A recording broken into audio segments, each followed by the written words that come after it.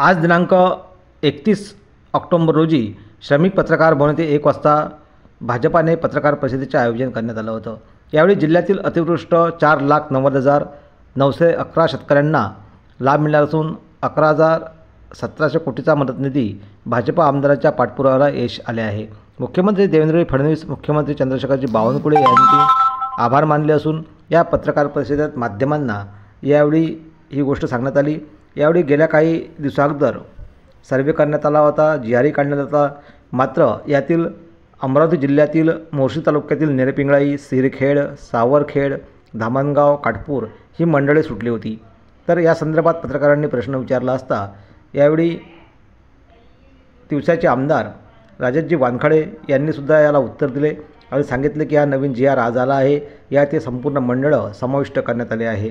यात जिल्ह्यातील झालेल्या शेतीच्या नुकसानापोटी 570 कोटी आणि रब्बी हंगामाकरता बियाणे व इतर अनुषंगिक बाबीकरता विशेष मदत म्हणून 547 कोटी रुपयांचा निधी देण्याचा निर्णय शासनाने घेतला आहे।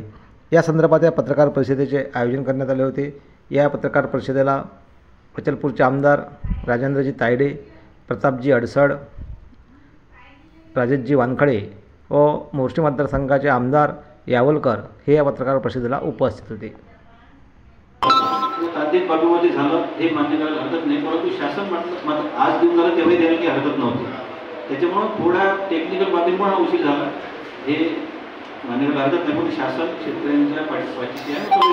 शासनाने मदत केली, तुम्ही समोर आले, सगळ्या गोष्टी बरोबर आहे।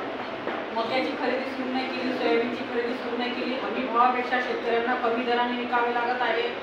जे आलं ते हातातून गेलं, समजा आता जे विकायला आलं होतं ते पावसाने हातातून गेलं। मग शासनाने अजूनपर्यंत खरेदी नोंदणी सुरू नाही केली। मेळघाट धारणीमध्ये सर्वात जास्त मका होतो, त्या शेतकऱ्यांना 1200 रुपयांनी मका विकावा लागून राहिला आहे।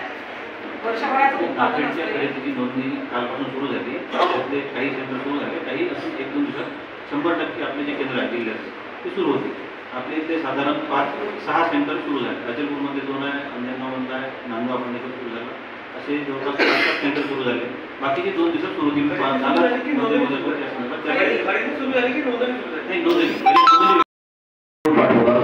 रिपोर्ट पाठवताना थोडासा वेळ याच्यासाठी झाला। कृषी विभाग आणि महसूल विभाग यांच्यात थोडा समन्वय नव्हता आणि मग त्यामुळे तो लेट गेल्यामुळे मंजूर करायला वेळ झाला, कारण बाकीचं मंजूर होऊन गेलं होतं। म्हणून त्यानंतर आम्ही सर्वजण गेलो, 5ही आमदार गेलो, 5ही आमदारांना, मुख्यमंत्र्यांना, पालकमंत्र्यांना सांगितलं आणि त्यानंतर हा जो GR निघाला आजचा, या GR मध्ये सर्व त्यात समावेशात आहे, सर्व तालुक्याचा आहे। फक्त तिवसा तालुक्यातल्या किंवा मोर्शी तालुक्यातल्याच नाही, तर जिल्ह्यातल्या सर्व जे सुटले होते ते सर्व त्यामध्ये समावेश केलेला आहे।